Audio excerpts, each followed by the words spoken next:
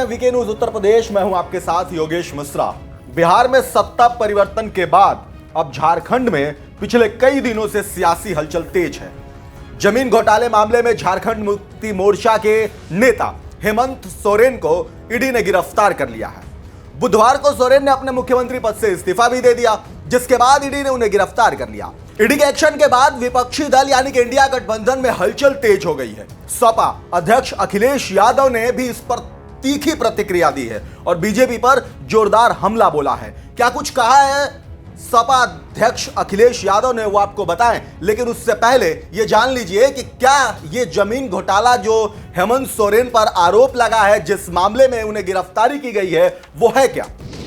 हेमंत सोरेन पर करोड़ों की जमीन के घोटाले और इसी से जुड़ी मनी लॉन्ड्रिंग का केस दर्ज है। पूरा मामला 8.46 एकड़ में फैली सेना की जमीन का है। यह भूखंड रांची के बड़गाई में स्थित है। इसके 12 प्लॉट है जो कि अलग अलग लोगों के नाम पर अलॉट है। हेमंत सोरेन से ईडी ने इस संबंध में 20 जनवरी को भी पूछताछ की थी। रांची में ईडी ने हेमंत सोरेन से करीब 7 घंटे तक पूछताछ की थी। 20 जनवरी से पहले ईडी ने सोरेन को कुल 7 समन जारी किए थे। उनके खिलाफ पहला समन 14 अगस्त 2023 को जारी हुआ था। लगातार समन देने के बाद भी झारखंड के सीएम ईडी के सामने नहीं आ रहे थे, अपनी बात नहीं रख रहे थे, और कल जब उन्होंने अपनी बात रखी तो ईडी उनसे संतुष्ट नहीं हुई और जिसके बाद उनकी गिरफ्तारी हो गई। ईडी का आरोप है कि करोड़ों की सेना की जमीन पर कब्जे के लिए जाली कागजातों का सहारा लिया गया है और पूरे मामले में बड़े पैमाने पर करोड़ों का धन शोधन किया गया है। जमीन घोटाले में ईडी ने कहा था कि फर्जी कागजातों का इस्तेमाल करके नकली खरीदार और विक्रेता बनाए गए हैं और मूल रिकॉर्ड में हेराफेरी की गई है। ईडी का कहना है कि पूरे मामले में हेमंत सोरेन शामिल हैं। जांच एजेंसी ने इस पूरे मामले में आरोपियों की कुल 236 एकड़ की संपत्ति कुर्क की है और इसी मामले में कल हेमंत सोरेन से पूछताछ हुई। ईडी संतुष्ट नहीं हो पाए उनसे पूछताछ के बाद। इसके बाद उन्होंने इस्तीफा दिया और इस्तीफा देने के बाद ईडी उन्हें गिरफ्तार कर ली गई।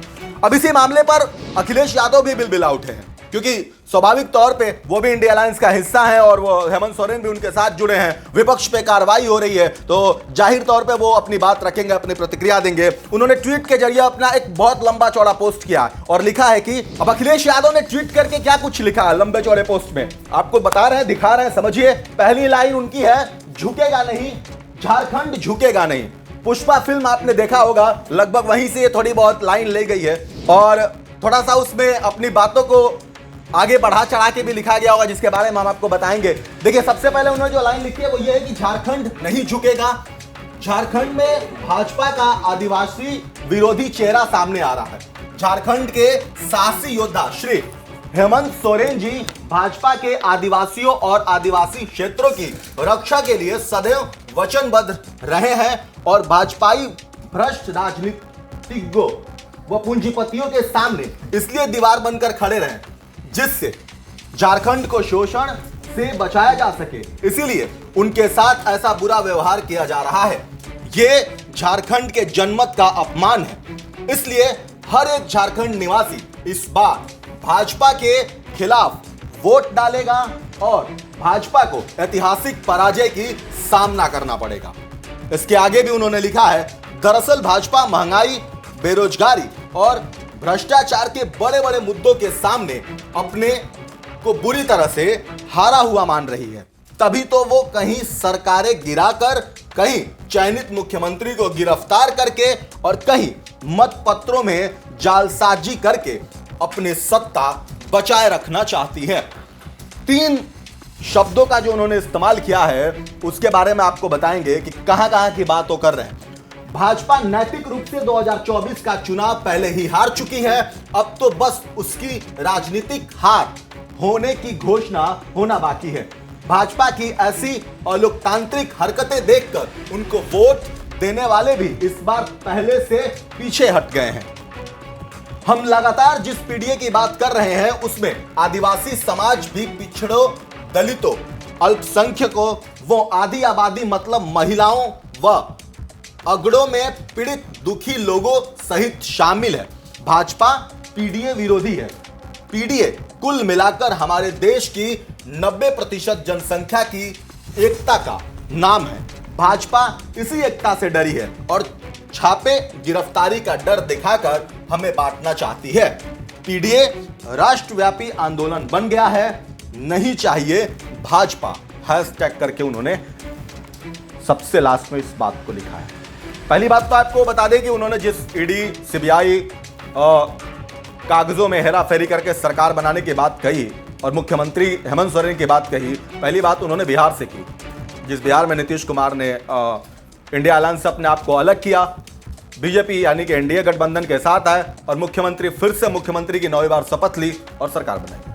दूसरी बात उन्होंने अभी फिलहाल में पंजाब में जो हुआ उसको लेकर के उन्होंने कहा, चुनाव कल हुआ था उसमें बीजेपी जीत हासिल की है, उसको लेकर के उन्होंने दूसरी लाइन बात कही थी। और तीसरी बात मुख्यमंत्री हेमंत सोरेन को लेकर की थी। लेकिन भाई अखिलेश जी, अगर आप सत्ता में रहेंगे और कुर्सी पर बैठेंगे और जिस जनता के वोट के बदले आप कुर्सी पर विराजमान होंगे और आप अपने आप को सर्वे सर्वा मान लेंगे, तो ऐसा नहीं हो सकता। ये लोकतांत्रिक देश है और ये जो देश है कानून के साथ चलता है, सुप्रीम कोर्ट सर्वोपरि है। और ऐसे में मुख्यमंत्री क्या, देश के प्रधानमंत्री को भी एक ऐसा समय आया था जब उन्हें कोर्ट में जाना पड़ा था क्योंकि उन्होंने ऐसा कुछ किया था। अगर आप नैतिक मूल्यों को, अगर आप अपनी जनता की दी हुई चीजों से हट करके अपने परिवार को, अपने पेट को, अपने बच्चों के बारे में सोचेंगे, तो फिर ईडी सीबीआई हो या कोई भी सरकार हो, आपके ऊपर जांच तो होगी, यानी कि जो जैसा करेगा उसके ऊपर जांच होगी। और यही मुख्यमंत्री सोरेन के साथ हुआ है। अगर वो सही थे और अगर उनको लगता था कि उन्होंने कुछ गलत नहीं किया है, तो फिर वो लगातार ईडी के समन के बाद क्यों नहीं पेश हो रहे थे? किस बात का डर था उनको? आखिर क्या वजह थी कि वो जब ईडी बार बार उनको बुला रही है कि आपका नाम है, आप मुख्यमंत्री हैं, आपको समन दिया जा रहा है, आप हाजिर हो जाइए, अपनी बात रखिए, तो क्या दिक्कत थी? बहुत लोगों को समन मिलता है इस देश में और पेश होते हैं और आराम से बाहर अभी घूम रहे हैं, उनके ऊपर कोई भी कार्रवाई नहीं हुई है। लेकिन अगर आप उस चीज से भाग रहे हैं, अगर आपके खिलाफ कोई एक पोस्टर निकाला जा रहा है कि आप लापता हो गए हैं, तो जाहिर तौर पे कोई कुछ तो बात है। और कल जब ईडी ने उन्हें गिरफ्तार किया, घंटों पूछताछ की, तो उसमें ईडी ने पहली बात यही कही है कि वो उनके बयान से सेटिस्फाई नहीं है, वो बातों को गोल गोल घुमा रहे हैं। अब ये काम तो अखिलेश यादव का नहीं है, राहुल गांधी का नहीं है, किसी विपक्षी नेता का नहीं है। वो इस देश की अदालत और इस देश के जो कानूनी व्यवस्थाएं हैं वो तय करती है कि उनसे जिस मामले में जिस सबूत के साथ जो सवाल पूछा उसका जवाब सामने वाले को देना होगा। बहरहाल इसकी स्थिति, अभी की स्थिति में यही है। हेमंत सोरेन गिरफ्तार है।